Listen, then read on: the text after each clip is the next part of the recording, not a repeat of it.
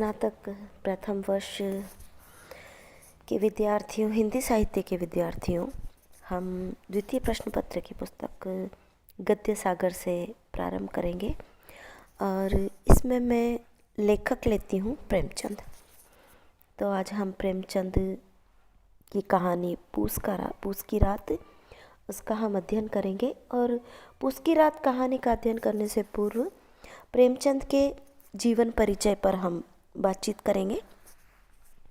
तो पृष्ठ संख्या पुस्तक मैंने बताई थी, द्वितीय प्रश्न पत्र की पुस्तक गद्य सागर से हम कहानी लेंगे प्रेमचंद की पूस की रात। तो सबसे पहले पृष्ठ संख्या 27 पर आ जाइए आप, और पृष्ठ संख्या 27 पर प्रेमचंद के जीवन परिचय का अध्ययन करेंगे। प्रेमचंद का जन्म 31 जुलाई 1880 को बनारस के लम्ही गांव में हुआ। उनका वास्तविक नाम धनपत राय था। कुछ बातों को आपको अच्छे से ध्यान रखना है कि प्रेमचंद का मूल नाम, वास्तविक नाम जो था वो क्या था, या उन्होंने उर्दू में जो लिखा तो किस नाम से लिखा और हिंदी में लिखा तो किस नाम से लिखा। तो पहली चीज़ तो यह है कि उनका जो वास्तविक नाम था वो था धनपत राय, और जब उन्होंने उर्दू में जिस नाम से लिखा वो नाम था नवाब राय। उर्दू में उन्होंने नवाब राय के नाम से लिखा, फिर वो हिंदी में आए, हिंदी में उन्होंने प्रेमचंद नाम से लिखा। तो ये प्रश्न अक्सर पूछे जाते हैं। उन्होंने कई वर्षों तक स्कूलों में अध्यापन कार्य किया। आपको ये भी मालूम होना चाहिए कि प्रेमचंद क्या थे। वो एक अध्यापक थे, मीन्स टीचर थे, और एक टीचर देखो कितना बड़ा लेखक बना है। 1921 में असहयोग आंदोलन में शामिल होने के लिए उन्होंने नौकरी छोड़ दी और आजीविका के लिए पत्रकारिता के क्षेत्र में आ गए। ये देखो, उन्होंने पत्रकारिता में काम किया और कौन कौन सी पत्रिकाओं का संपादन किया। उन्होंने जागरण, हंस और माधुरी नामक पत्रिकाओं का संपादन किया। तो आपको ध्यान रखना है कि 3 पत्रिकाओं का उन्होंने संपादन किया है। सर्वाधिक जो उनकी प्रसिद्ध पत्रिका रही है वो हंस पत्रिका रही है, जो 1930 से उन्होंने प्रारंभ की, और हम देख रहे हैं कि कुछ वर्षों पूर्व तक, जब तक प्रेमचंद का निधन हुआ तब तक उन्होंने उस हंस पत्रिका का संपादन किया। 1936 में प्रेमचंद का निधन हुआ है। प्रेमचंद ने नवाब राय के नाम से उर्दू में लिखना आरंभ किया। उनका कहानी संग्रह सोजे वतन जब्त कर लिया। किसने? अंग्रेजी सरकार ने। कलेक्टर के आगे पेश हुई सो अलग। अंततः वे प्रेमचंद के नाम से हिंदी लेखन में आ गए और उसके बाद में पीछे मुड़कर नहीं देखा। हम ये सोचेंगे ना कि नवाब राय के नाम से वो उर्दू में लिखते थे, और तो उन्होंने अपना नाम प्रेमचंद क्यों लिख लिया।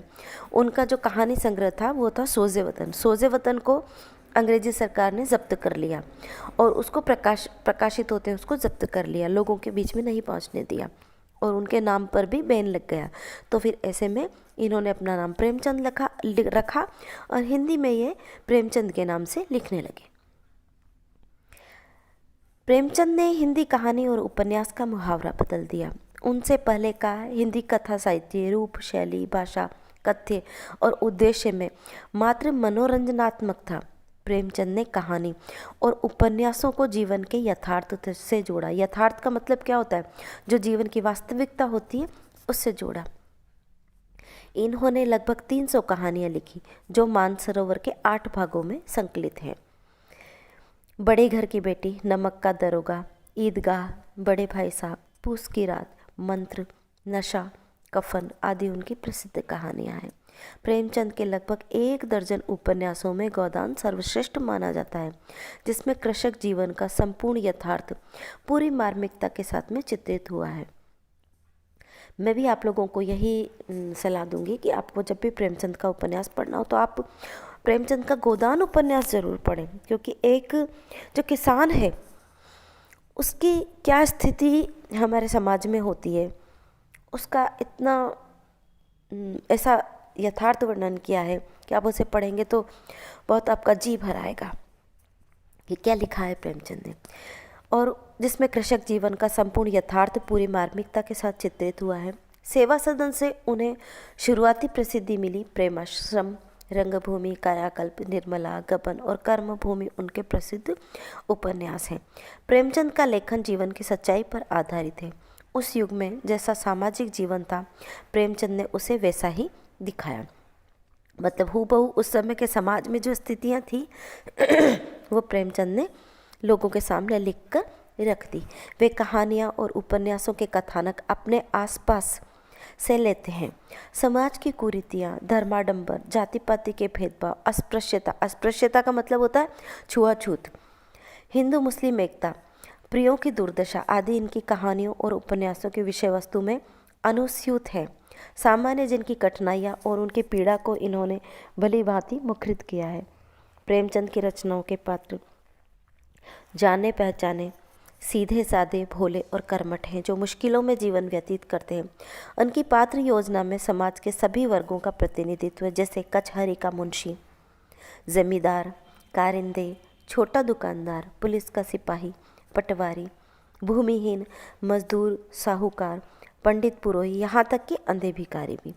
पात्र चयन की परिधि बहुत व्यापक है। प्रेमचंद की रचनाओं का उद्देश्य शोषण और अन्याय का मूलोच्छेदन है। मतलब समाज में जो भी मजदूर हो, गरीब वर्ग हो, जो भी है, किसान हो, जिसके भी साथ में, या स्त्री हो जिसके साथ में जो भी शोषण हुआ है, अन्याय हुआ है, उसको वैसे के वैसे हूबहू रूप में प्रेमचंद ने अपने लेखन में दुनिया के सामने, लोगों के सामने पहुंचा दिया। समाज की स्थिति को सामने रखा। जीवन में जहाँ भी अन्याय और शोषण है, प्रेमचंद उसका घोर विरोध करते हैं।